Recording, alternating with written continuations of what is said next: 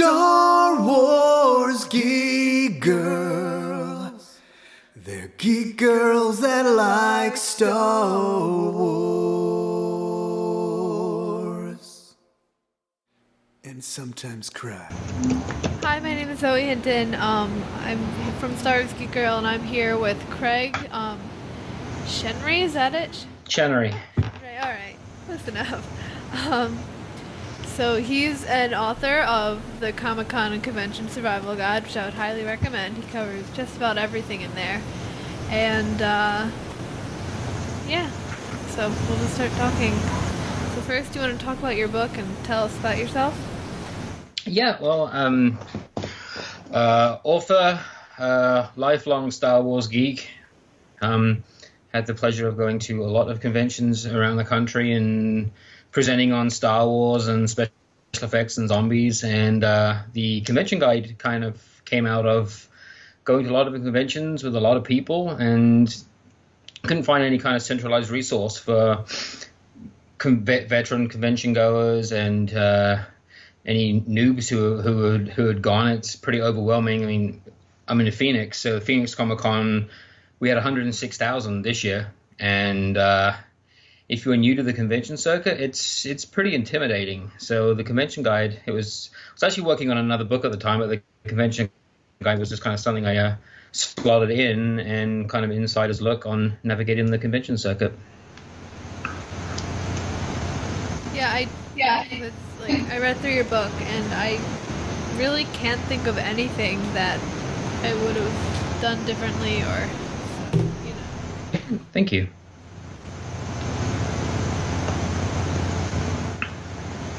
So, what else have you read? I see, like.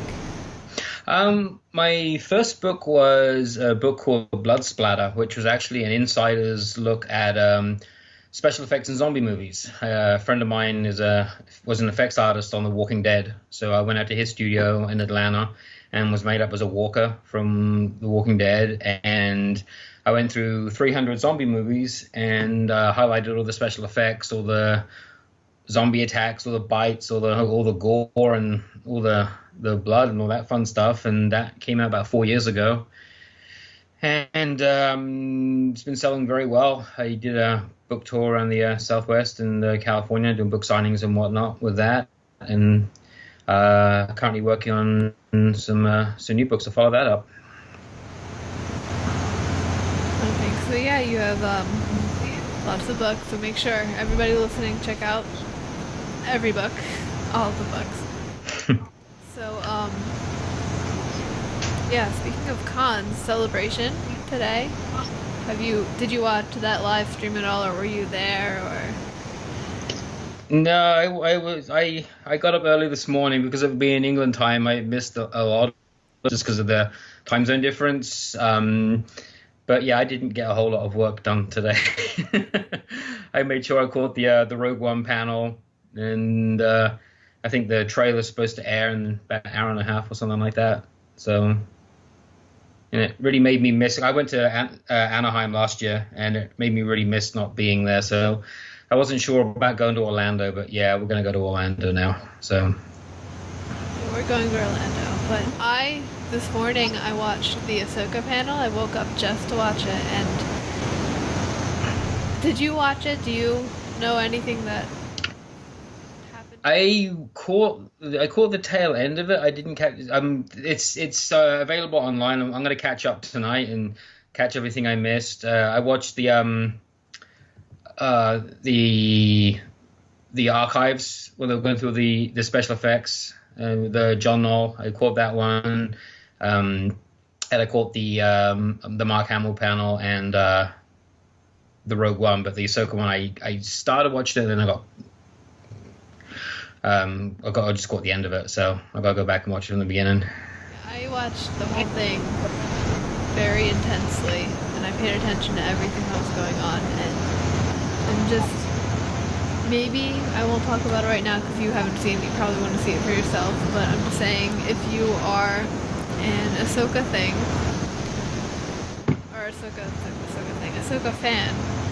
then you'll be very excited about things that happen in there and very happy about everything. And then you said you did watch the Rogue One panel. I got to see that one too. Okay, yeah, that was. Like I said, I was hoping for the trailer. I mean, I like the footage that they showed, but I'm dying for the trailer. So Yeah, the footage was really cool, but they didn't show us any trailer, so you know, we'll get it soon enough.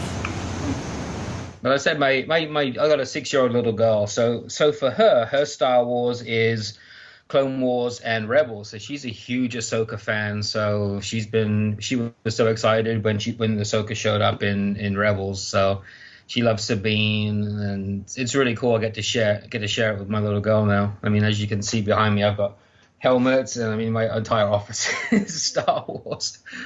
So Yeah, yeah, just like you said, your daughter, her Star Wars, the Clone Wars, and Rebels, it's kind of the same way for me. Just, I love everything Ahsoka, and the panel was very interesting. We were told new stories that we didn't know about. We saw the cover okay. of the E.K. Johnson novel, and Mm-hmm. Dave Filoni, I can, this is like a kind of maybe a spoiler for the panel. Do you mind, or should I just... No, go right ahead. All right. At the end of the panel, Dave Filoni said that after the fan reaction to the season 2 finale, he's thinking about bringing Ahsoka back into Rebels, which I'm excited about. Because first it was a never. He said never, and now he's like, well, maybe a little. So. Yeah, I didn't let my daughter. She's kind of at that age. I didn't let her see the last episode of season 2 because of what happened with Ahsoka. That would have broken her heart. So she didn't see that one.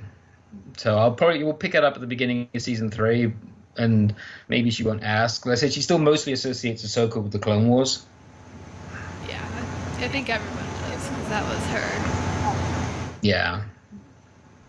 But it's great. I mean, Star Wars is as much for girls as it is for boys, and I don't really think they fully embraced that. I mean, especially with the original trilogy, but with what they've been able to do in the Clone Wars and especially Rebels and Force Awakens, we're starting to see more female-centric leads, and I think it's pretty fantastic. It's not a boys' franchise; it's everybody, and I really applaud Lucasfilm and Disney and Dave Filoni and everyone for really embracing the wider audience. Yeah, basically what you said. I don't have anything to add there, but yeah, I'm just very excited about like the new generation of Star Wars having a lot more girls in it. You know, that's always good. So yeah, I'm excited for Rogue One. We have tomorrow. They'll be revealing Rebels season 3 trailer. I want to see Sabine's new hair. Yeah, because there was about a minute clip leaked that came out today that showed I'm drawing a complete blank on. It came out maybe I think yesterday actually. Was it yesterday? The Star Wars show, yeah, they showed it. That's right. It was a Star Wars show. That's right. Yeah, it had Ezra got a haircut. Ezra's new haircut. Yeah. Sabine has new armor, and Zeb has new clothes. Because Filoni hates cosplayers. Oh, you matched the costume. Now you have to do something different. Yes, because we have Sabine season 1, and then changed it for season 2. We're about to get season 2 done. Changed it for season 3. Or looking at it another way, now you have 3 costumes. That's true. I will have 3 costumes. Think of it that way. I joined the 501st about 2 years ago, and I started with my stormtrooper, and then within a year, I upgraded to my biker scout, and this is my newest one. It's a Old Republic Havoc Trooper from the Old Republic online role-playing game. Yeah, I remember that. And that is my newest addition to my armor collection. I'm working on an X-Wing pilot, and yeah, every time they bring out a new character, I'm like, new costume, that's cool. Even the stormtroopers in Rogue One, the armor's slightly different than what they did with the original trilogy stormtroopers. There's a lot more detail on the armor, vents on the side of the helmet. There's a lot of really cool stuff. So I'm probably gonna have another costume to buy in the next 6 months. Or will you do that, or will you do a Death Trooper? Or both. My office, I'm got. Like I said, I'm working on General Hux right now. Being a redhead, that's convenient. And I'm working on a snowspeeder pilot, which will also be an X-wing pilot as well. And haven't pulled the trigger on First Order Stormtrooper yet, but that's another one I'd like to get done. So, and I said it's not a cheap hobby, but I get to dress up as a Stormtrooper, so it's a win-win.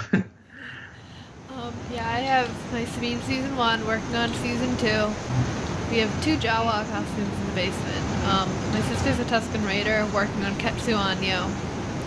Nice. Stormtrooper working on Sand Trooper and Darth Vader. And then my mom just makes sure we don't fall over.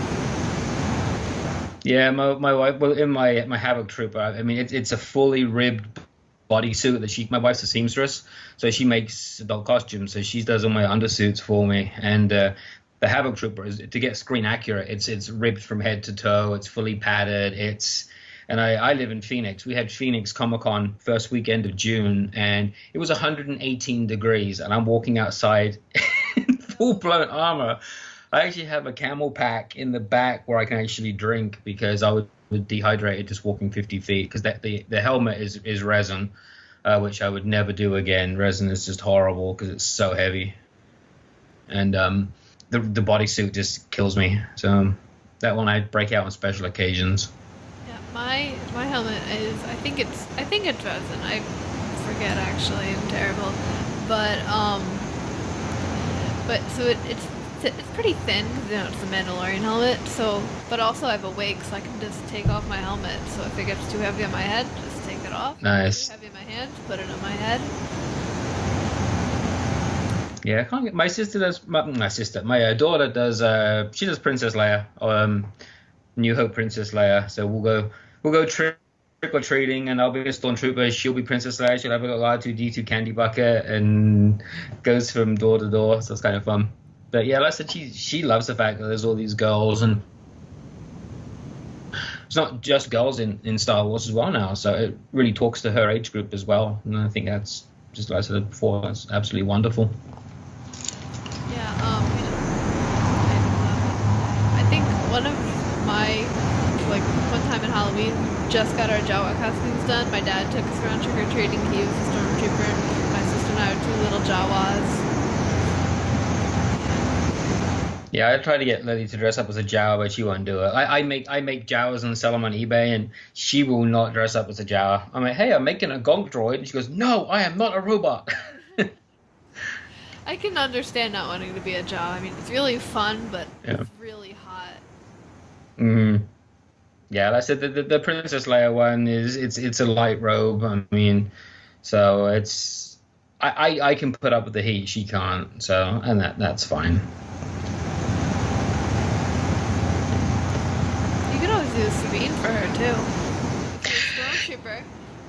Yeah, that's one she keeps talking about. She's growing really, really fast, so I want to wait for her growth spurt to slow down a little bit before I put money into armor and whatnot for her. Because before I get the costume finished, she's gonna be outgrowing it. So she's going through another growth spurt right now, and we have, when she's grown, we actually have a height chart that we have the different names of rides from Disneyland. So instead of saying she's 41, 42, you're now Space Mountain, and you're now Indiana Jones, and she's almost to California screaming. So she's she's growing way too quickly. What if you get your Force Awakens Trooper done, and then she is Captain Phasma? Yeah, like I said, there's a couple of armor guys who I don't really do with kids size stuff. There's a couple of armor smiths who do it. She doesn't want to do. She doesn't want to be restricted with armor. Like I said, she likes Sabine because it's very limited.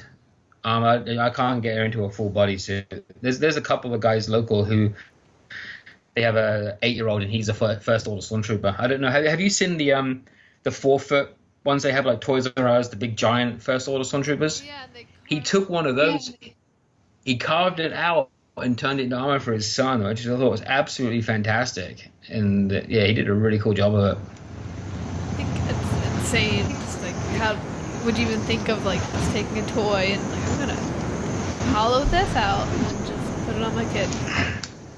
That's the great thing, especially about being in the fight for the first time. Everything I see is either a Greebly or a potential costume piece.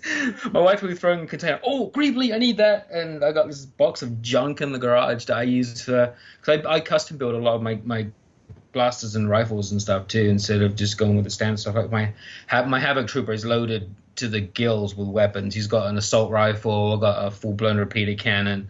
I've got 3 pistols, knives. I mean, when I have to go through the weapons check at Comic-Con, it's really funny because I'm just taking off gun off. I think I had 14 weapons out. I'm like putting thermal detonators down and pulling knives out of my boot. I made a vibro axe and handing that over. And the security guys is like, what the hell are you doing? So, yeah. So like, I got to get video of this. So, yeah, that was fun. It's like in movies, and they're like, all right, take out all your weapons. They start pulling them out of everywhere. Like, where are they even coming from? Yeah, that was my intention. I wanted to have as many hideaway weapons as possible, so they just keep coming out. And I figured, yeah, that was my intention at Comic-Con this year. That would be interesting to watch. Yeah, people behind me were laughing. I got the reaction that I wanted. The cop at the door was like, "Oh my god, you gotta be kidding me!" And then everybody behind me was laughing. So yeah, that was the reaction I wanted. So it was worth it. That's pretty cool.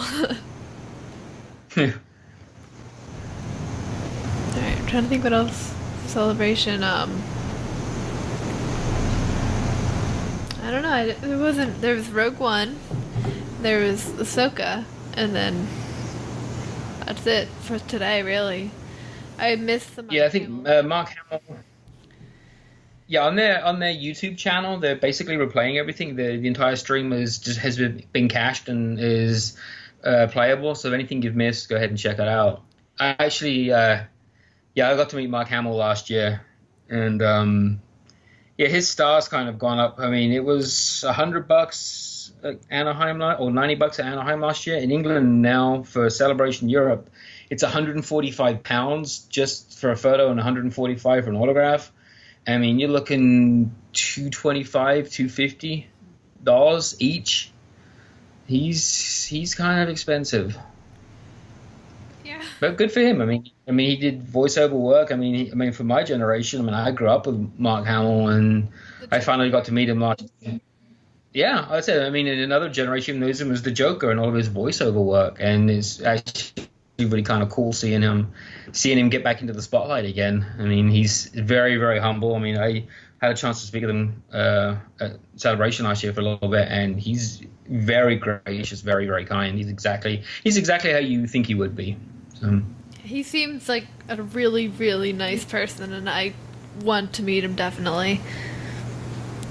Yeah, I've been pretty lucky. Everybody I've met from Star Wars has actually been really cool. And a Celebration, they're really careful with the guests that they pick anyway. They make sure they get people who really want to interact. And I mean, Daniel Logan, Boba Fett, he was a riot. I spoke to him for like 30 minutes. He was just chatting away. And I've met Daniel Logan before. He's so fun. I think. And then, have you seen the Robot Chicken sketch where the Emperor's coming down the escalator and it's Stormtroopers and all the Stormtroopers are going the other direction? Have you seen that skit? No. There's a really funny Robot Chicken skit where the Emperor... Are you familiar with Robot Chicken? Yes. Do you know what it is? Yeah. You got to find the Emperor skit, see if you can find it online. He's basically going down an escalator and the Stormtroopers are coming up the side and they're like, "My lord, Stormtrooper, Stormtrooper," and like 50 Stormtroopers keep going by. He's swearing at him at the end. When I met Ian McDiarmid at Celebration last year, I was in my biker scout and I saluted him. I went, "My lord," and he's like, "Stormtrooper." It was you have to watch a skit to actually find that funny. Yeah, it was pretty great. Yeah. So, yeah, about the Rogue One trailer, Director Krennic made an entrance. Yeah, and then he walked off stage and then walked right off again. Yeah, that was pretty good. That was quite an entrance. And then when he finally did come back on stage as Ben Mendelsohn, he was funny then too. So. Yeah, I was at work and like just as he came on, I got called away for a service call. I'm like, "No, I'm watching Star Wars. Come on, I don't want to work," but I did. No, No, I'm interested in what they do with him. I think that's the one thing they consistently get right is their villains. And I'll be glad to see that in where I think they went wrong in the prequels, was they basically had a different villain in each movie, and you couldn't really get attached to any of them. Darth Maul was killed off, then you had Count Dooku, and then General Grievous. I mean, you really didn't get any character development, and Sidious was in the background so much. So I'm looking forward to seeing where they take Hux, Snoke, Kylo Ren, and Phasma. So I hope they don't introduce too many more villains into their sequel trilogy. But Ben Mendelsohn's character in Rogue One, I'm really looking forward to seeing what they do with him. Now, there was a shot in that behind-the-scenes video where he was addressing some Imperials, and there is rumors that one of the Imperials he's talking to is Grand Moff Tarkin, because one of the stories that's been floating around is they've CGI'd Peter Cushing into the movie, which some people are happy with, some people are not happy with, but I personally think it'd be kind of cool. That would be cool. That's what they did in Road to the Sith, right? Maybe I'm... No, at the end, it was actually an actor called Wayne Pygram at the end of Revenge of the Sith. He just looked, they made him up to look like Moff Tarkin. He was just a younger version. But they're actually talking about, because this only takes place a couple of months before A New Hope. I mean, it butts right up against it. So any of the characters you'd see in New Hope would look exactly the same in Rogue One, so you can't really have that much of a difference. So there's talk about CGIing Peter Cushing's face in, which I think for continuity purposes would be fantastic. His family, from what I've heard, his family are okay with it. I mean, that's the important thing. As long as his family aren't upset, why not? I think definitely bringing the Star Wars universe together and connecting everything. Yeah. And the technology's there now. I mean, they just did it with Robert Downey Jr. in Captain America: Civil War. I don't know if you saw that yet. Yeah, the younger version of him. They did it with Michael Douglas in the beginning of Ant-Man. Terminator Genesis, they had multiple Schwarzeneggers from different eras through that. So the technology's there now, so they can definitely do it. It's not going to look cheesy and weird. So yeah, either way, I'm very excited for Rogue One, and speaking of villains, I'm excited for Vader showing up in Rogue One. And yeah, and everybody say, oh, he's not going to be in it for very long. But in the original Star Wars, he was in it for 12 minutes, the entire movie. He had 12 minutes of screen time, which he's just such an imposing character. He doesn't need a lot of time. So I think if he's only in it for 5-10 minutes, I still think we'll get a pretty good impact. Because Vader himself, if he's in 2 minutes or 2 hours, he will steal the show. Absolutely, especially limit that screen time, because he literally will steal the show if he's in the entire movie. So if you give him maybe a little bit of time, maybe at the end, because we don't see Krennic in episode 4. So I'm thinking maybe at the end, Krennic will fail, look at the plans, and Vader will be like, okay, you're done, and just kill him. Yeah, like I said, keeping in mind that nobody from that movie ends up in episode 4, I think it's going to be a pretty bleak ending. Yay, we got the desktop plans. Boo, everybody died. So yeah, like I said, everybody's kind of expendable at this point because their stories don't continue. True. Well, trying to think. So there's a rumor that in the background of the clip they showed in the panel that Bail Organa is... I like Bail Organa. I'm hoping he'll be in it at least, but I'm not sure how realistic that would be at this point. I mean, I know the scene that you're talking about, and I've seen some of the close-ups. I can't tell. It's like a half shot of the front of his face. It could be. I do like the idea of tying in the prequel actors in the original trilogy, and I think that's important to form a cohesive universe. I mean, the prequels are very much segregated, and I think having crossovers that will tie the original trilogy and the prequels in wonderfully. I think that's. I mean, obviously this isn't part of the original trilogy, but it's in that time frame. I think bringing the actors over, because I mean it's very possible they've got Jimmy Smits in, because I don't know if you noticed the actress who plays Mon Mothma, what's her name, Genevieve O'Reilly, was Mon Mothma in Revenge of the Sith, but all of her scenes got cut. Yeah, I did read that. Yeah, I know. Yeah, she's if you find I don't think it's on the Blu-ray, because the Blu-ray didn't have much of the deleted scenes, but the DVD of Revenge of the Sith has 20 minutes of cut scenes, something like that. Yeah, And I've seen them. Yeah. yeah, it's the Delegation of 2000, and she's pretty prominent in it. And so she's aged 10 years since Revenge of the Sith, and when she showed up in the first trailer for Rogue One, it was kind of creepy. It's like was perfect casting, so that worked out really well. So yeah, there's a really good chance I'll have Jimmy Smits in. Yeah, I mean, Mon Mothma they're bringing back, and then Bail Organa, I'm hoping, because he's in Rebels, so. Exactly. I mean, like I said, they really are. I mean, they don't bring in too many characters, because then you make the universe a bit. And that was my problem with Clone Wars, was they kept bringing all these characters from the original trilogy, and it's like you're just making the universe smaller and smaller and smaller. And I like the odd nod here and there, but I think Clone Wars was getting a little too crazy with all the OT characters they kept bringing in, and it's like you're just making the universe kind of tiny.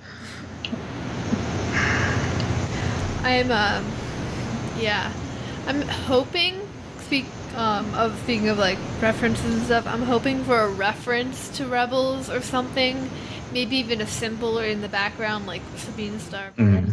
Just like, you know, because like maybe something that like nobody else really get, or people who watch Rebels be like, oh, hey, I know that. So I don't know. I'm hoping. And they do a lot of that background stuff, which is kind of cool. And you've heard they've retconned Captain Rex into Return of the Jedi, right? I don't think they've confirmed or denied if that's Captain Rex. Dave Filoni cut. Was it Dave Filoni? You can trust Dave Filoni. Yeah, that's true. But yeah, there's been nothing in writing yet. But I think it was Filoni or maybe one of the writers. I forget. But somebody was talking, came up with a question, and they didn't necessarily confirm it. But like I said, it's kind of cool. I mean, he'd be the right age, and I mean, the Legends have gone through and pretty much wiped that whole expanded universe anyway at this point, so they can kind of do what they want with some of these other background characters.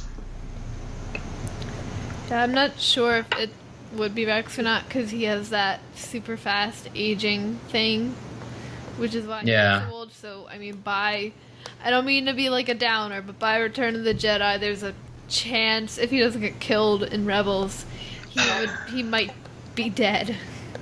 I mean, it's only a 4-year gap, because there's a 3-year gap between Star Wars and Empire, and then I think it's like a year between Empire and Jedi. So it would be 4 years.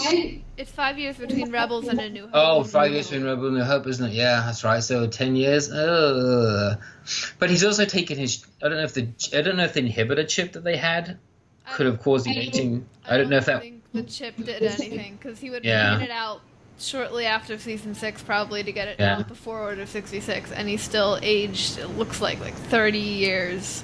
Yeah, so they haven't at least, so because they haven't really established the growth process of the clones, if it was accelerated growth at youth, or if the accelerated growth goes through their entire lifespan. So it's looking like it's their entire lifespan, because he's certainly aged. He's aged more than he should have in 15 years. Yeah. But yeah, so I don't mean to be a downer, but I don't think Rex would make it to Return of the Jedi. I said they need some more of an official statement on how the clones age. I think there's a. Well, I'm hoping that they're still going to deal with clones, because they made mention of it in Force Awakens about when Kylo Ren's talking about the his stormtrooper when Hux is talking about his stormtroopers, and Kylo Ren suggests using a clone army. So obviously clones are still around, would be my guess. So I'm really interested to see if they keep going with that technology. Well, I know Kix is alive. Yeah, Kix. During Force Awakens, because he was frozen in carbonite. because that was the whole story in like the Crimson Corsair and Star Wars Aliens. But I don't know. It's probably just records of clones. I'd imagine. I'm not sure. Yeah. I mean, there's got to be something. I mean, I said it's still kind of an area they really haven't dug into too much. I said with everything getting scrapped with the EU, I don't really know where they're going with some of this official storyline now. I mean, by Force Awakens, besides carbon freezing, all the clones almost pretty much have to be dead, really. Oh, they have to. I mean, you're talking 30 years between. I mean, Attack of the Clones. There was a 8-year gap between clones and Sith, and then an 18-year gap between Sith and Star Wars, and then 4 years, then 1 year, and then another 30. Yeah, the original clones have got to be dead unless they're still. I mean, they haven't really discussed what's going on Camino with the cloning factories if they're still doing it. I mean, it seems they got a pretty good setup there. That unless somebody blew it up, that's somebody's got to be using that technology. I feel like we're not going to get too much Clone Wars and prequel stuff in the sequels. Just because, I mean, to me right now, and I'm not saying I'm really happy about this, but to me right now they're trying to distance the prequels, I think. Yeah. I mean, not in Rebels, they're not trying to, but in like Rogue One and in the sequel trilogy, it seems like they're trying to kind of ignore them a little bit.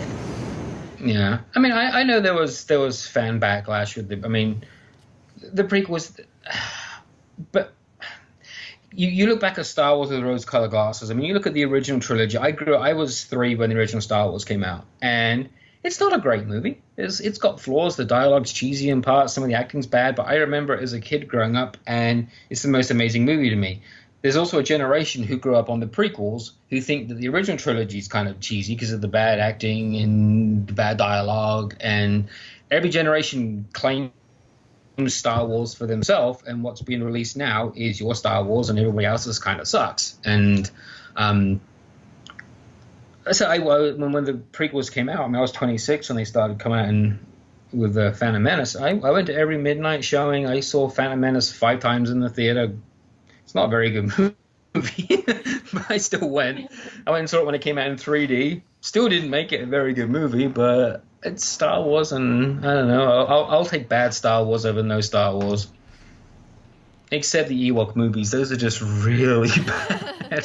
Because everybody talks about spin-offs. Like, we had spin-offs in 1985, because the first Caravan of Courage, the first Ewok movie came out, and then the Battle for Endor came out. Was it 84 and 85 or 85 86, something like that?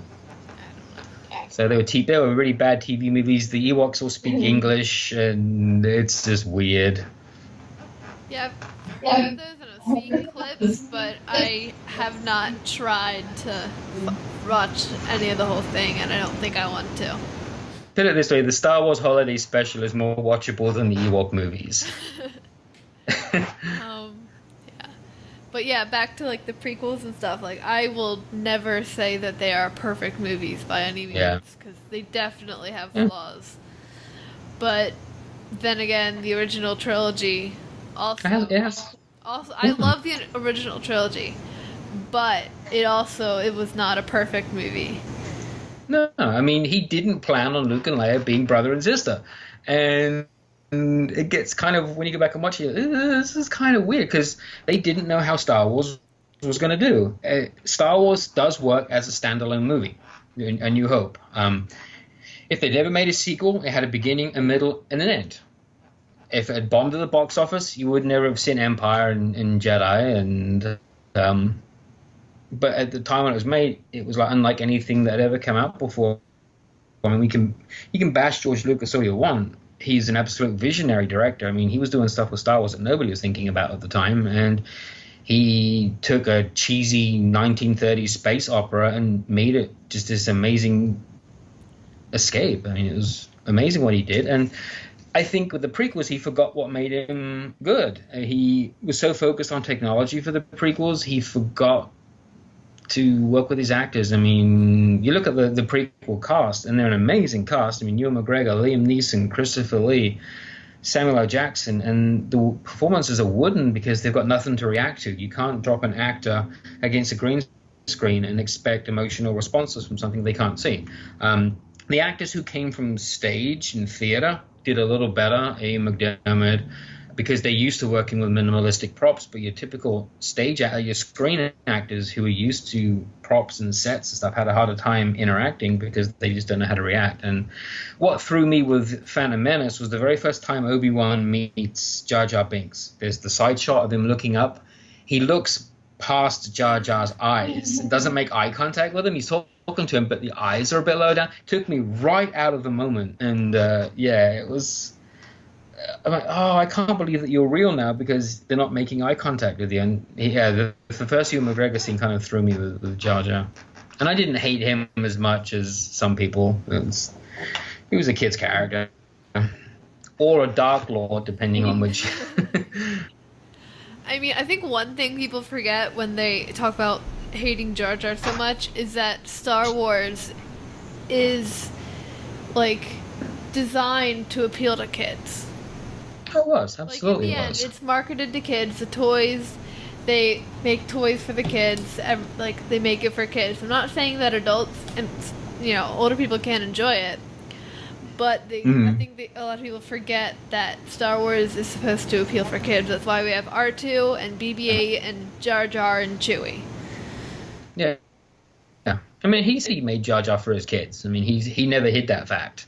And the problem was the people who were jumping in line to see Phantom Menace on opening night were the people who grew up with the original trilogy, who were kids when the first ones came out, and now they're jaded adults and they're expecting the original trilogy again, and there was no way that he could have delivered the original trilogy. I mean, it just wasn't going to happen. Yeah, I feel like people expected the movies to grow up with them when really that's not what was going to happen. It wasn't what happened. He made another generation movies. I mean, it's definitely a lot darker. As the trilogy went along, it got darker, and I think there are some moments of absolute genius in the prequel trilogy. But I think what hurt them was the abundance of information available on the internet at the time. They've really locked the sets down with the sequel trilogy, but at the time when Revenge of the Sith was being made, they had the Hyperspace fan club, which was the official Star Wars fan club. I don't think they have it still, but it's kind of really bare bones stripped down. But they had a webcam on set of Revenge of the Sith, watching the entire movie get made, which was really cool. I mean, it was a 2-year journey for me watching the movie get made, but by the time the movie came out, I knew everything about it. I was spoiled senseless with what happened, and it took a lot of the magic away. I knew about Order 66. I knew about everything and who died, how they died, why they died, and I had the 2-year journey of enjoying the making of, but when the movie itself came out, so I swore when they announced the sequel trilogy, I'd go in spoiler free, except somebody spoiled Han Solo dying, which kind of irritated me. But other than that, I was spoiler free. So I had no spoilers. I knew the politics and stuff leading up to the movie, but once the movie started, I had no idea what was happening. Yeah, I had other than something. I wasn't even on a Star Wars forum where somebody's like, "Hey, Han Solo dies." I'm like, "Wait, what? No, don't tell me that." And I didn't know anything else. Everything else was spoiler free. I mean, the Phantom Menace, I was spoiler free for that one, except knowing that Qui-Gon Jinn died because the soundtrack of the Menace, like one of the tracks is Qui-Gon's Noble End, and I bought the soundtrack beforehand, and the guy at the record store goes, "Hey, look, Qui-Gon dies." It's like, you suck. I didn't know Darth Maul died. I've heard stories of the soundtrack ruining. So when the Force Awakens soundtrack titles were released, I was like, I blocked somebody from texting me because they were like, "Hey, do you want to hear some soundtrack titles?" Blocked. I'm not hearing anything. I don't want to know. I didn't do that again. Yeah, and to stay spoiler free on Force Awakens when it came out, I did the 7-movie marathon. One of the theaters near me showed all 7 movies. I'm like, the only way, because of how it was airing, it was going to air in Australia at 1 o'clock the morning of the day before. And I'm like, somebody's going to go online and ruin this movie for me. I've stayed spoiler free now for 3 years. one more day. So I did the entire 7-movie trilogy. Everybody slept through Phantom Menace. It was kind of funny because it started at 1 o'clock in the morning and then ran around till 10 o'clock the following night. So it was almost about 22 hours. And Phantom Menace comes up with before halfway through, everybody's asleep in the movie theater. It was really funny. We just all fell asleep during Phantom Menace, and Attack of the Clones starts like 4:30 in the morning, and it was fun. But yeah, and I turned my phone off. I told my wife, I'm off the grid for an entire day. I don't want to be spoiled. I don't care about Facebook, the internet, none of it. And I stayed off the grid until I watched The Force Awakens. So yeah, I mean, beforehand, because I did know, like, just from the trailer, I guessed that Han was going to be, like, the Obi-Wan, the mentor character. And knowing the track record Star Wars has with mentor characters killing of mentors in the first movie of every trilogy, I was kind of like, okay, so Han's probably going to die. And I was like, all right, I'm okay with that, I guess. And then the movie started and Han came back, and I was like, Han, don't do anything stupid. We walked out on the bridge, and my heart started pounding, and I knew what was going to happen, and I was not. Yeah, because I knew he died. I didn't know how he died. And so when he's confronting Kylo Ren, I'm like, oh, man, he is going to die, isn't he? And I'm like, well, he has to, because this is the only way you can expand Kylo Ren's character to change at heart, if indeed he ever does. So I was, as much as irritated as I was about killing off Han Solo, I think it was the right decision. Yeah, so, and the way they did it. A lot of people did get mad at me for it, but I think it, in my personal opinion, I think it did Han's character justice. And if that's how if that's how Han Solo's story had to end, I'm glad it ended that way and not some other way. I mean, it made both him and Leia, their story's tragic now. I mean, Leia's story's always been tragic. Their son, yeah, now it just kind of cherry on top of the crap cake for those two. I mean, the kid goes dark side and she loses, she gets reunited with Han, and their son kills him. I mean, it's kind of like, wow. There's a lot of people with daddy issues in Star Wars. In my opinion, I think that it definitely showed, because, like, you go from A New Hope, the beginning of A New Hope, and Han just really doesn't care about anything but himself, the Falcon, Chewie, and money. And then you reach the end of Return of the Jedi, and he cares about Leia and Luke and all of his friends and just people in the galaxy in general. So I think that really did show how his character had developed, because he was caring more about his family and not more about his own life. Because I refuse to believe that he didn't at least play with the possibility of dying when he walked out on the bridge. Oh, exactly. I feel like he was like, all right, so I'm probably going to die, but I need to at least try to save my son. And I feel like that did Han's character and the development he went through. I think it did justice. I mean, I'm almost wondering if Han didn't ignite the lightsaber himself. I don't think so. And sacrifice himself so his son didn't. When he said, I need you to help me, and Han saying, okay, I'll help you any way I can, knowing that if his son killed him, his son's gone full dark side. But if he sacrifices himself for his son, then he hasn't made that final commitment to the dark side. So I've heard that before, and I don't think so, just because his hand isn't on the lightsaber right to even try to push the button. Yeah. And if you actually watch, Kylo pushed Han. When Han falls, Kylo pushed him. Yeah.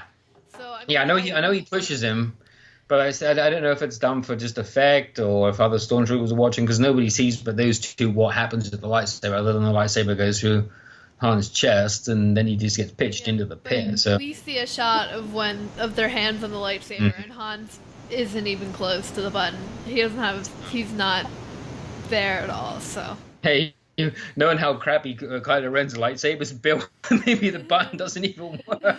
Hey, it's touch sensor. Oh, there it goes. Just turned it it's on. Got a short in it. It just turned it on and he squeezes the handle by mistake. So, hey, Dad, look at my light. Oh, sorry.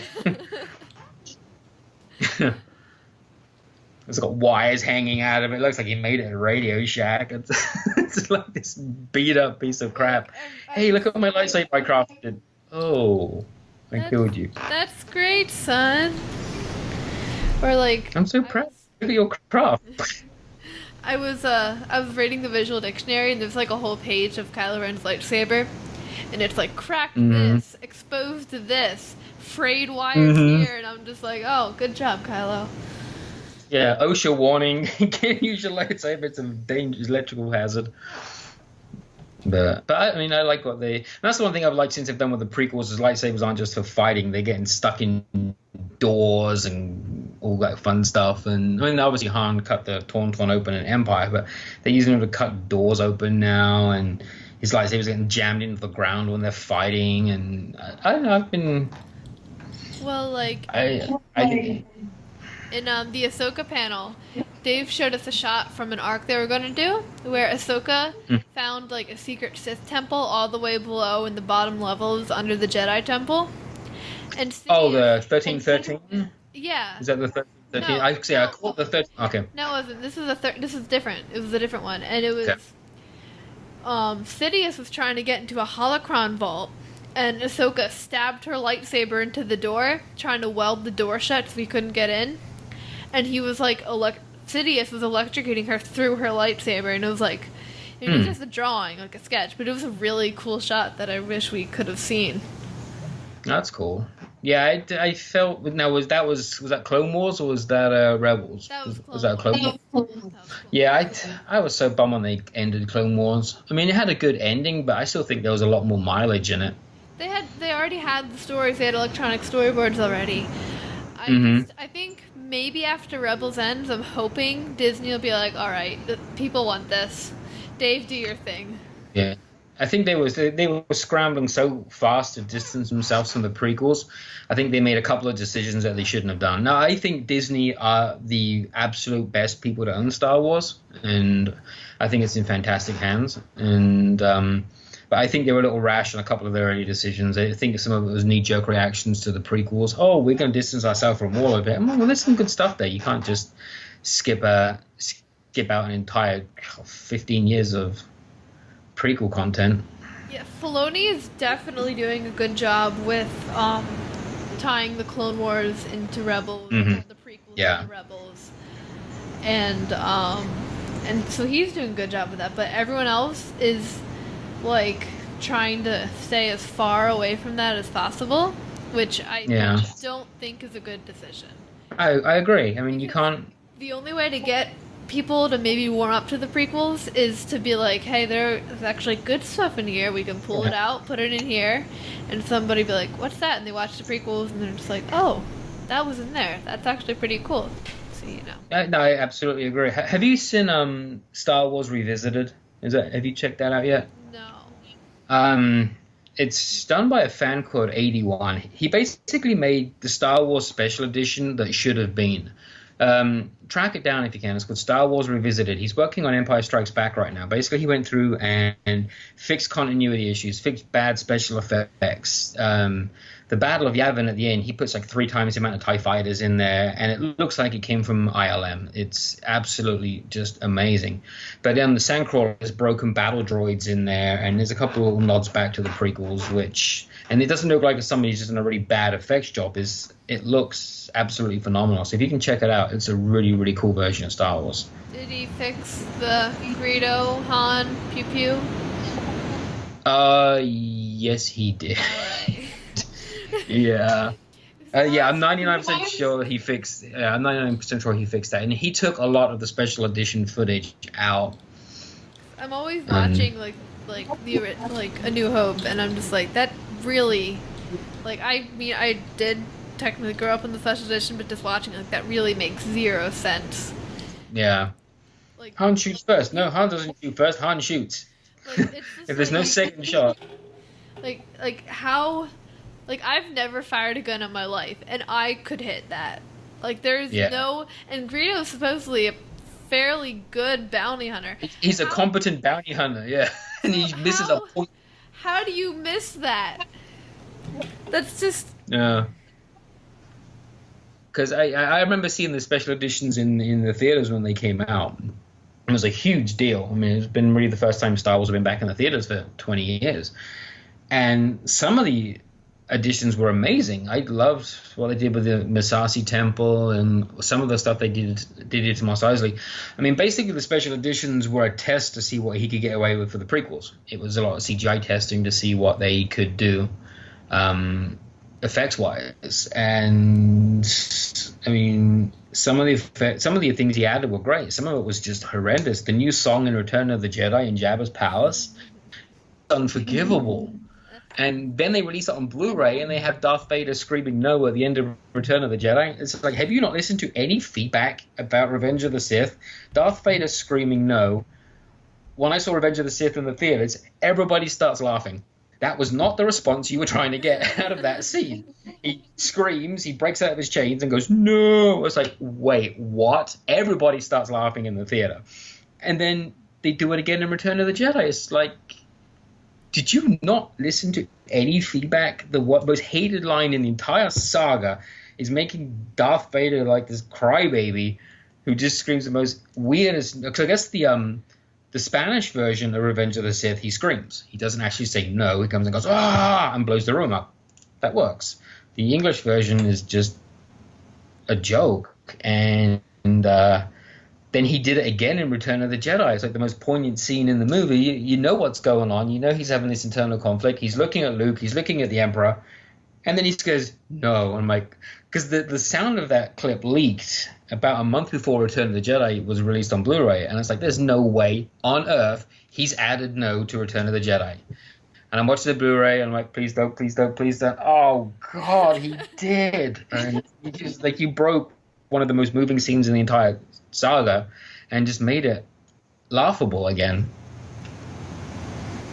I mean, on one hand, it is good to not obsess yourself with what people think and go with your idea. Because if they would have went with, like, when Ahsoka was revealed, if they would have went with what people had said, we would not have gotten the amazing character we have. Mm-hmm. But, you know. See, the thing with Star Wars, especially the original trilogy, it's been so widely embraced and loved by so many people across the world. The fans have as much ownership in it now as George Lucas, and that's why Lucas ended up getting out of it. He got sick of all the fan feedback. And it's like, well, you got to understand, you've created – people are setting up Jedi religions. They're costumers. There's collectors. There's people who live life by the Jedi Order. And the public owns Star Wars now. I mean, it's a community now. And when you've got to be aware of what that community likes and doesn't like. You have to make it for the fans as well as yourself. And I think a lot of those changes he made for himself, ignoring what the fans wanted. And I mean, like I said, there's the Star Wars culture now. It's a worldwide thing. You got people getting tattoos.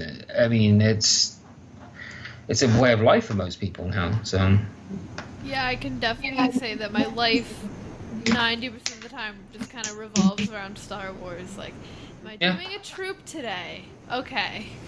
Or am I doing a podcast today? Like, yeah, Weird Al comes out every week, so I'm hoping to do the Weird Al show. Or like, is there an Ahsoka panel today, or is there a new clip being released? Like, well, like I said, I mean, the original trilogy, it opened up. I mean, even now, it's opening up imagination for so many people. I mean, I was 3 when Star Wars came out. It's my first memory of any movie. And it completely changed how I viewed everything. And I'm working on an online web series called A Galaxy at War. It's one of the next books I'm working on, but I'm not publishing it because I'm not a Lucasfilm author yet. Hopefully that will happen soon. But I'm publishing a series of stories on my website, and it's going to be called A Galaxy at War.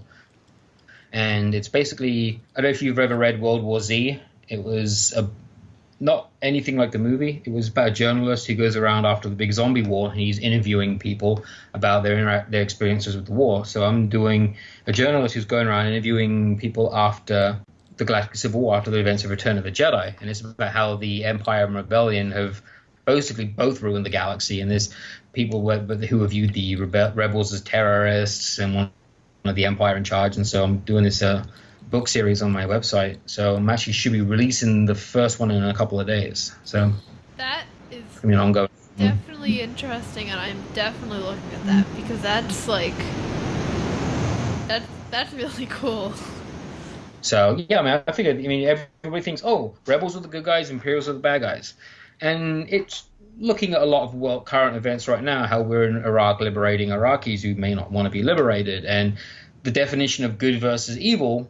The lines get blurred in war. You know, there's collateral damage. As the rebels don't get out of it with their hands free of blood. So I wanted kind of do a dim and done before, where people who didn't want to be liberated by the rebellion find themselves a freedom that they didn't want, and what happens on the planets that got attacked. When I have one scene I'm working on where a rebel Nebula frigate comes out of space and bombs an Imperial bunker, but there are civilians near the bunker who get killed by the rebels, and the Imperials hadn't been threatening to the locals. They'd actually been working in tandem with them, and they all die because of a rebel bombing. And there are mistakes that happen in war, and I figured it'd be kind of cool to relay that in Star Wars as well. Even like the families of like some stormtrooper that didn't even want to fight, like in the Empire, like stormtrooper number like 7239, like. Mm-hmm. So what's your TK ID? CDZ00098. Nice. I'm TK31709. It was the date I met my wife. My dad is TK5351. Nice. But yeah, my stormtrooper, basically once that gets beat up, it becomes a sand trooper, and then once that gets beaten up, I've got a crack on my helmet right now. I've got to try and fix. I dropped my helmet at my last troop, and I went without a Wrangler and dropped my helmet. That was kind of bad on my part. But so once he's become a sand trooper, once that gets trashed, he's gonna become one of the old style death troopers, one of the zombie stormtroopers. So I'll get 3 uses out of it, but. Yeah, so I'll probably be a sand trooper.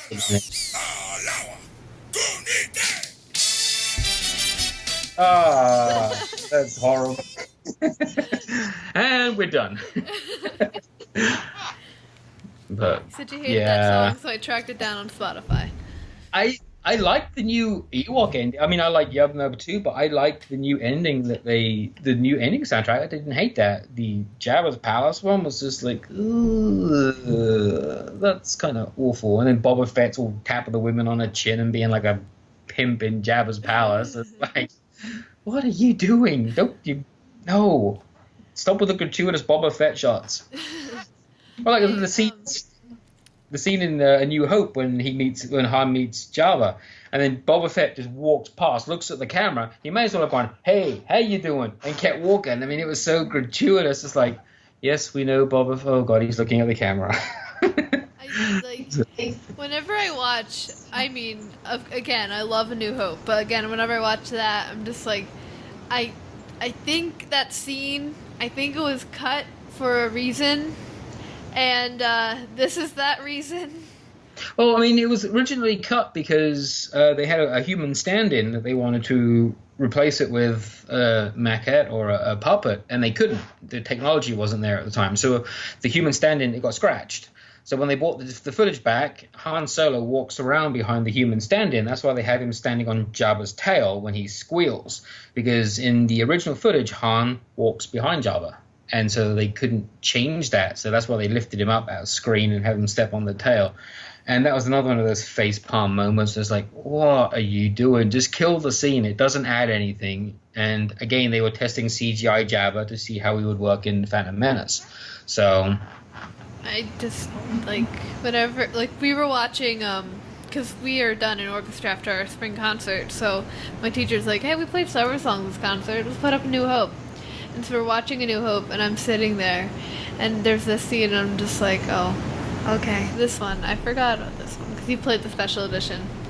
Mm-hmm. And then he was like, and then we skipped Empire, because he said he didn't like Empire. We just went straight to Return of the Jedi. What's wrong with you? You have lost all credibility. Get out. I was sad. That was a sad day, but, Yeah. That's why I'm excited is AT-ATs in Rogue One when they showed those in the trailer. That was my favorite tech of any movie. It's, like I said, when you're 5 years old watching AT-ATs on the screen, or AT-ATs, whatever you want to call them these days. Yeah, it was pretty amazing seeing that as a kid. Now it's back in Rogue One, and it's like, cool, I get to be a kid again. Pablo said it's technically AT-AT, but I say that's stupid, so it's an AT-AT. I mean, I call it an AT-AT until they. I mean, even when the ATST came out, it was called the Scout Walker. Then when they started delving into a lot of the backstory, it became the ATST. And it's like, oh well, oh no, it was the ATST pilot or the ATST driver actually was the figure that came out, because it was the Scout Walker was the vehicle, and then the ATST driver. I'm like, well, if they call that the ATST, then the AT-AT must be an AT-AT. And so I kind of changed it when I got a little bit older. But I still call it the AT-AT. But yeah, I get why it is the AT-AT. But yeah, I'm very excited about that in Rogue One. I hope we're going to see more of them in Rebels, because I just love that scene when Kanan has taken out that with his lightsaber. That was so cool. Yeah. And, we need to see more. Maybe we'll see whatever First Order knockoff that the First Order's making. Mm-hmm. The First Order's trying to be the Empire. They'll probably have one at some point, maybe. I don't know.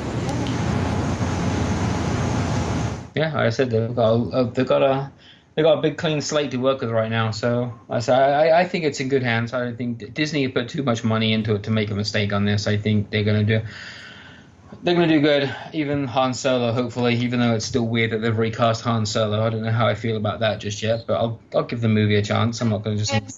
I'm hoping, like, I read somewhere or I heard somewhere that for the fight scene in Phantom Menace, because Ewan McGregor and Liam Neeson were unable to do all the stunts, they like CGI'd their faces on like the stunt actors.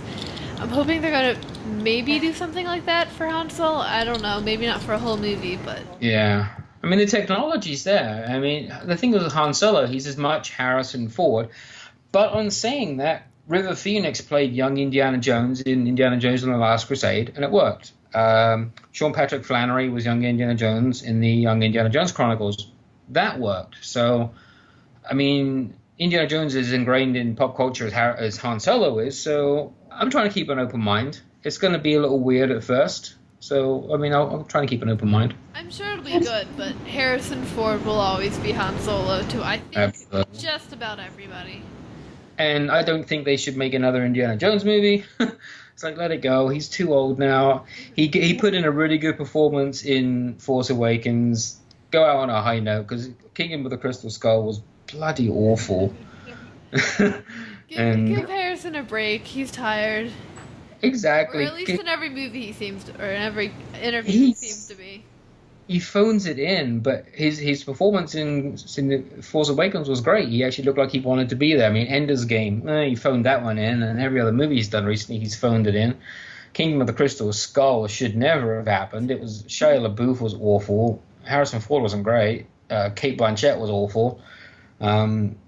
It's like you had Last Crusade, which was amazing, and then you went out with that. It's like, so maybe they do need to do Indiana Jones 5 to erase the bad taste of Crystal Skull. I think Harrison Ford just wants to go to bed. That's what he seems Yeah. like every interview, and he just looks like he woke up and he just wanted to be there. Which, I mean, which is what we love about him, but... I mean, they finally came to do a new Star Wars movie, and he breaks his foot on set because the Millennium Falcon attacks him, and he's just like, "This is why I didn't want to come back. I hate this franchise, and I hate the Millennium Falcon." Or like on the, I think it was, I forget what talk show it was, but it was shortly after he had that injury, and they're like, so they handed him a Harrison Ford, and they're just like, or a Han Solo action figure, like, so do you want to show us where he got hurt? And he just rips the leg off. He's like, here's what happened. Mm-hmm. Yeah, it was... Or, Like I said, I think his performance in the movie was great. I think he went out on a high note in the franchise, so I'm really interested to see where they take Episode 8.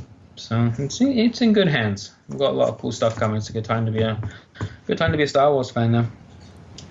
yeah, Like I said, I will definitely miss Han, and I will always be sad that the original trilogy will never be, or the original trio will never be ignited. Yeah. United. What am I saying? But I think that was a good way to end Han's character. I mean, he fell into the core, so technically he got ignited. He did get ignited. That's true. Twice, the lightsaber and then falling into the core. Poor Han. Poor Han. Boom. Boom. But no, we don't get Han in the next movie, but we get a lot of Luke Skywalker. Can't be a bad thing. I'm excited for Luke. I'm excited for Leia. I'm excited for Luke and Leia to reunite. That's gonna be emotional for everybody. Yeah. Assuming they even get to reunite. Poor Leia. Yeah. She gets her planet blown up. Mm-hmm. And then she's finally happy for a while after Return of the Jedi. And then her son turns evil. Then her brother runs away. And then she's like, "Hey, we formed the resistance." Her entire resistance just got blown up. And then, and then the New Republic, which is what she fought for years, that gets blown up within like 10 seconds. Hey, you know that pain you felt when Alderaan exploded? Let's times that by 5. Punch. And then, not even was it just like some evil force blowing up that, it was like her son at the head of it. Yeah. And then her son, and then she sends her husband on a mission to go make sure she doesn't get blown up. And then he dies trying to save their son because their son kills him. Mm-hmm. Yeah. She's got a life of bad decisions. She's just not having a good life. Yeah. And then if you read Bloodline, and that was just a whole Leia is sad. Yeah, I haven't read that yet. That's on my to-do list. Like I said, when I'm writing, I tend to not read very much because I'm really concerned about plagiarizing. So I've got a big stack of Star Wars books I haven't gotten into yet. So I said I just finished up a novel right now. I'm looking for a publisher on that one right now, and then I'm doing my Star Wars stuff, and I've got all kinds of books on the burner right now. So Bloodline is very good. I would highly recommend it. Yeah, I've heard good stuff. I've heard good stuff about all of the books that came out. I read Tarkin. I liked Tarkin. I thought that was really good. And that was the last one I read. That was last year. Actually, okay, I lied. I didn't read it. I listened to the book on CD while I was driving to California last year to Anaheim. I did a road trip out to Star Wars Celebration and listened to the book on CD the entire trip out there. I do feel like the whole entire galaxy is playing a game of let's see how sad we can make Leia. Yeah. Like, that's just like everybody's just... Who are you going to get attached to next? Let's kill C-3PO. Oh god, no. And then, and then R2 shut down. I mean, she was... Yeah, that was her droid. She knew R2. And then, and then she had to deal with 3PO and no R2 to distract 3PO. Oh yeah, she has to deal with C-3PO. She could write a country song. My planet's dead, my husband's dead, my son's gone dark side, my droid's broken, and my other droid won't shut up. My brother's on an island. Yeah, my brother's left me, my truck's broken down, I've lost my dog. And now she has her adopted son, Poe. Yeah. So... I wouldn't get too attached. He's probably going to die next. Yeah, let's kill off Poe. Leia likes him. Uh-oh, my battery light's flashing. When they're writing their script, they have a list of who Leia likes. And they're just alright, let's kill this one. Alright, there we go. Yeah, let's find all the people Leia likes and let's kill all of them. How can we make Leia sad? Yeah, the screenwriters are just enjoying torturing her. Padme didn't get it much better either. Her mom, I mean, they don't have very happy lives, the Skywalkers. Shmi, No. And then there's Padme, and there's Anakin, and there's Leia. Luke's a hermit, because... They're like the galactic punching bag of the galaxy. Let's see how much pain we can give the Skywalkers. And then the Skywalkers, in turn, give pain to the galaxy. Anakin Skywalker messed up, and it's been affecting 3 generations. Yeah. Good job, Anakin. That's it. They've all got daddy issues. Anakin messed up, screwed up for Luke and Leia, and Yep. Anakin messing up made little Ben interested in messing up too. Mm-hmm. No. Yeah, the galaxy's a fun place. It's all Anakin's fault. Yeah. Oh my. Torturing Leia, torturing just about everybody. But yeah, if you read Bloodline, it's interesting because it's dealing with Leia and politics in the New Republic. And then it's also dealing with her coming to terms with Vader being her father. Like Okay. a little bit, because it's like pretty much right off against Force Awakens. Okay. But it's mostly, I don't want to spoil it, but it's just Vader has a part in it. She, Bail Organa, they build a giant statue of him in the beginning of it, so she's just like, oh, there's my dead father, a giant one. I need a constant reminder that my whole entire planet got blown up. And then somebody smashes the statue. And she has to watch it all over again. He crashes a speeder bike into it and destroys it. Yeah. She has flashbacks. Yeah, she does not have a very good time in, like, anything. Yeah. I really don't want to spoil Bloodline, like, at all, but, like, she starts to, like, with people in general, Han and everyone, once she starts to like someone, it just kind of goes downhill for them. Mm-hmm. Poor Leia.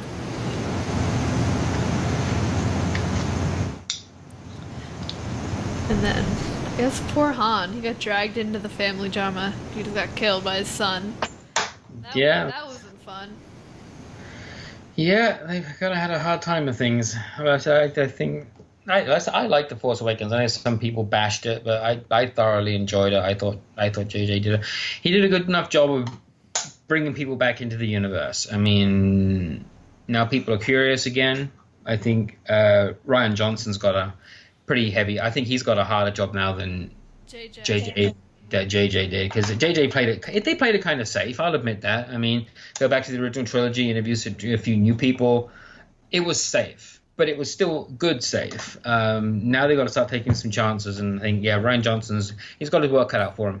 He's definitely got a harder job than JJ does, I think, because he's not going to be allowed to play it safe. And for that matter, is neither Gareth Edwards. I mean, neither one of them can play it safe at this point. They've got to take some chances and do something that hasn't been done before. So. Yeah, I know a lot of people are criticizing The Force Awakens for being too much like A New Hope, which, New Hope is the basic hero's journey. Exactly. I mean, it's a little hard to not, for any movie really, or any series, to not be... I mean, Star Wars is a rip-off of plenty of other movies. I mean, and if you're going to base it on a movie, base it on a good one. I mean, he's based it on Star Wars. If people thought, man, that was a rip-off of Attack of the Clones, or that was a rip-off of the Ewok movie, what was he thinking? And if you're going to do a movie, at least he did a good one. So, I mean, there were some parallels to Star Wars, but I think there was enough original stuff. I liked it. The only thing I didn't like was the Rathtars. I thought they were a little ridiculous. But even that was such a small thing. I mean, I thoroughly enjoyed it. When it came out, I mean, I went back a few times and watched it. We did a big 501st event where a whole bunch of us went to a movie theater together and watched it, and it was fantastic. I loved it. So I think what people are forgetting with Star Wars is that it is a universe of parallels. Like, not only with shots and stuff, but story-wise, like Luke and Anakin from the desert planet and just everything. And it's like Rey from the desert planet. It's like, I mean, not the desert planet, but a desert planet. And there's a great video that draws all the parallels between the prequel trilogy and the original trilogy. I don't know if you've seen it. And the prequels mirror the original trilogy. I mean, they're even down to how some of the shots were done. And like I said, I think it was just too dependent on technology, and I think it took some people out of it. But some of the dialogue's a little terrible. Anakin and Padme's dialogue was just cringeworthy at times. Hold me like you did by the lake on Naboo. Oh, stop talking and don't force choke something. Just stop saying things like that. That's just horrendous. And some of the dialogue was pretty bad, but I mean, I feel like George Lucas's mistake, like you said, too dependent on technology. I think he was too excited about new openings to technology since the 70s and 80s. He was excited to see what he could do that he forgot that the rest of the movie... He was a good film. The rest of the movie mattered. And the problem, I think, was that he had too many stuff. There was so many people excited to be working on Star Wars that they didn't tell him no. They didn't say, hey, George, this is a bad idea. Don't do this. Rick McCallum was a yes man, and he had a lot. I mean, don't get me wrong, there's a lot of talent on the prequels. I mean, Doug Chiang was amazing. There's Rob Coleman was great. There was a lot of amazing people who worked on the movie, but there were also a lot of yes men who worked right with him who should have been saying, no, this is a bad idea. Don't do this. Don't have Anakin say this. Don't do this. This is wrong. And everybody was so excited to be working on it that they just kept saying yes. And then George kind of got a God complex and couldn't edit himself. I mean, some of the Phantom Menace could have been fixed with editing. Same thing with Attack of the Clones. I think, like, the general story overall, because Dave Filoni even said in the Ahsoka panel, George Lucas is really, really good at looking at a whole picture of a story. That's why, even though the fans didn't react to Ahsoka, George was like, we're keeping her, she's staying, she's going to be in pretty much every episode. He looks at the story as a whole. And if you tell someone, if you sum up the prequels in, say, like 5-10 minutes, and you tell them the basic story, they're going to be like, that sounds like the best movie ever, that's really cool. Like, it's just like the little scenes, like the dialogue, and that kind of thing. Yeah. That's what a lot of people have to complain about. The story as a whole is really, really good and ingenious, really. Yeah. I mean, you look at the opening crawl to the original Star Wars movie, talks about spies and stealing plans to a battle station that can destroy whole planets and civil war, all these amazing words. And then you go to the prequel, Phantom Menace, it's like politics, government, trade negotiations. It's like, wait, what? Where is the Jedi? Where is battle? Where is conflict? Where is something other than trade negotiations? And I think he got so buried with the plot details of the Trade Federation that they just weren't fleshed out. So I mean, I still go back and watch the prequels. So I'm not. They need work, but I'm an OT guy just because of when I grew up. So there are now prequel purists who bash the original trilogy. I mean, that's just how it is. So. Yeah, see, I'm maybe a little weird, but I actually really enjoy the politics of Star Wars. I think that's maybe why I enjoyed Bloodline so much, because there were politics and stuff in it, and that's just... Yeah. I mean, like, in real-world politics, if you state your opinion, you get attacked. With Star Wars politics, it's like, it's Star Wars.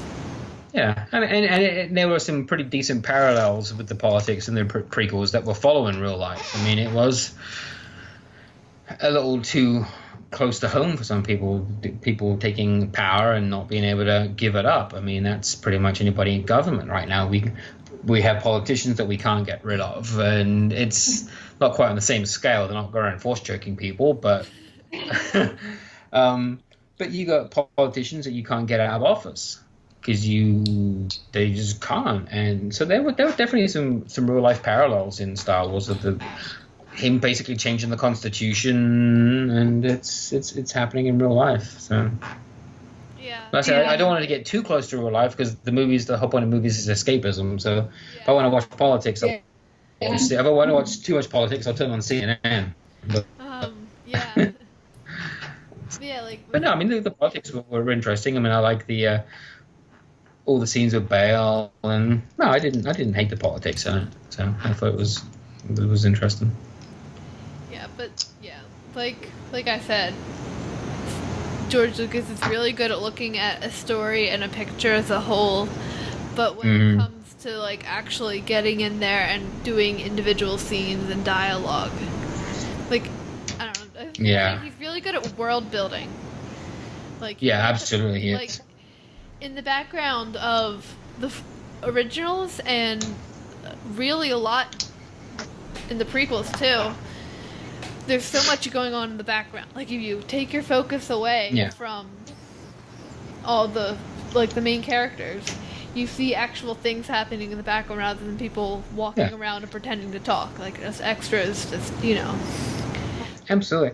And that's what made the OT so amazing, and that I think they've replicated in the sequel trilogy is every dent on a door, every blaster mark, every scratch has a backstory.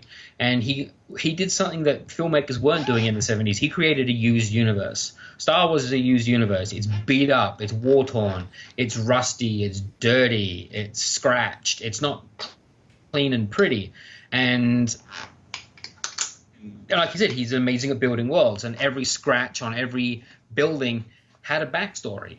I mean, you talk about background characters. The set building was just as amazing, and the prequels were very shiny and pretty, and you lost a lot of that backstory, I think, too. Yeah, he's very good at the world and story when it comes to I was even heard somewhere that in a lot of the characters in the original trilogy they did improvise a lot of their lines because they're we can't say this is ridiculous. I think what you said, there are too many yes people in the prequels because they're excited to work with Star Wars. I think that's what changed in the prequels dialogue. Nobody was ready to be like, all right, can I just make this up? Yeah, and I would have been the same way if I was 26 working on a Star Wars movie. I would have did whatever George Lucas told me to do. So I'm not bashing the people who did the movie. If I got even now, if I went onto a movie and they just said, Craig, you just need to walk around juggling eggs all day, I'd be like, okay, do I get screen time for that? I mean, I'd be a complete yes man, so I'm not even pretending that I wouldn't be. I mean, the privilege of being able to work on the franchise would be amazing. I mean, as an author, whatever.